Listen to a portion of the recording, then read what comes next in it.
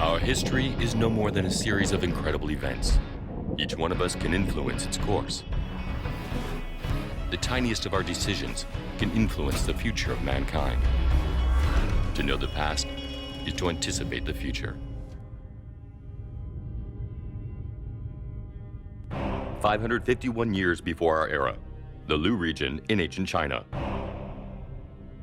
Confucius is born into a modest family. 57 years later, 80 magnificent women are offered to the sovereign of Lu, for whom Confucius is the minister of justice. In the 3rd century of our era, his disciples complete the compilation of his Analects. In so doing, they immortalize his thoughts. These 3 intimately connected events are the founding elements of the Chinese psychology. Their effects have been influencing the world for 2,500 years.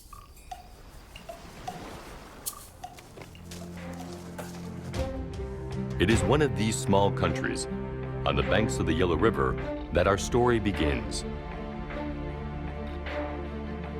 On this day, in September, 551 years before our era, more than 2 millennia ago, Q is born to the Kong family. Many centuries later, his name, Christianized, will be known throughout the West as Confucius.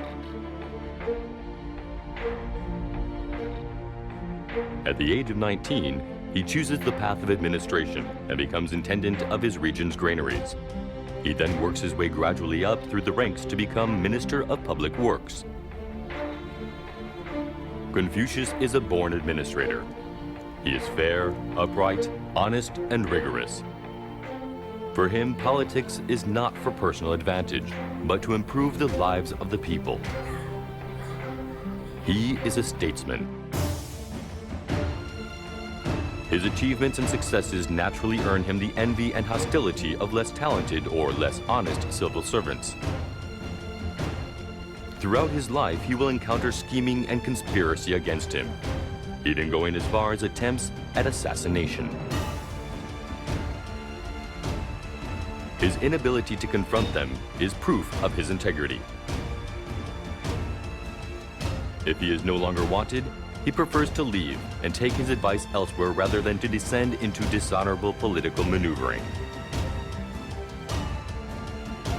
Like every man of integrity, he will move from disappointment to frustration. His aspiration to create the ideal government turns into a quest.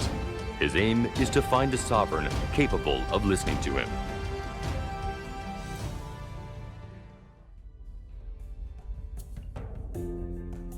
Believe in man. That is Confucius's credo. The human being fascinates him. He believes man is naturally good and is convinced of his capacity to improve. He insists especially on the value of education. So he travels extensively, goes to the provinces to advise princes, to give them the recipe for good government, hoping that they will listen to him. Gradually, through experience, he evolves a sort of moral code, a line of conduct. Drawing inspiration from ancestral traditions, Confucius makes it into a rule for life that he never hesitates to teach. Very quickly, he gathers about him disciples who listen to him and contribute to the spread of his ideas. Progressively, the administrator promoted to princely advisor becomes a thinker.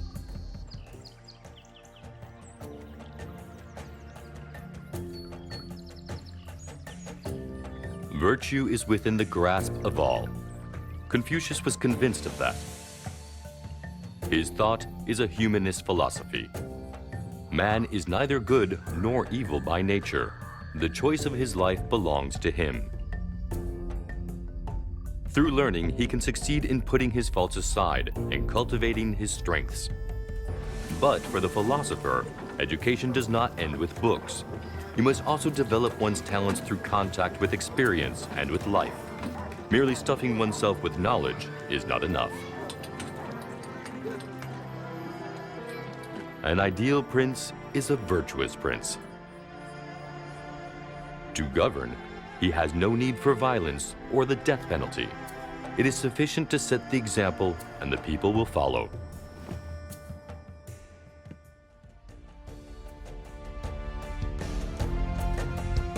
After the death of the master, this teaching will be committed to writing in a collection known as the Analects, which has survived to our very day.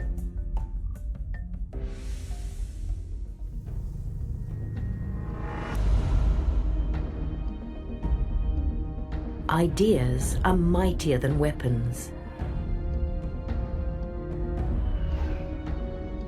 What is Confucianism? A religion? A philosophy? The very definitions of the two terms are difficult to clarify. Across the world and time, there is such a variety that boundaries are blurred. For Confucianism, the most appropriate word is thought. Teaching rather than beliefs. Confucianism does not call on you to believe. It gives advice and a path to follow, a method. It coexists in the same territory as Taoism and Buddhism. The fact that the three spiritual disciplines cohabit proves their mutual tolerance. And yet, this spirituality inspired by a master is not exclusive to China. At more or less the same period in ancient Greece, Socrates is also teaching his pupils. Like Confucius, he writes no books himself, and his thoughts are spread by his disciples. Both thinkers were in search of a more just society, and both exercised massive influence over their respective civilization. These ideas, thoughts, and beliefs have modeled the way we view the world, understand life, and think about death. And yet they are no more than words.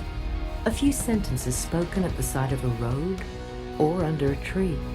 Without Socrates and Confucius, and also Buddha, Lao Tzu, or the philosophers of the Enlightenment, the world would be radically different.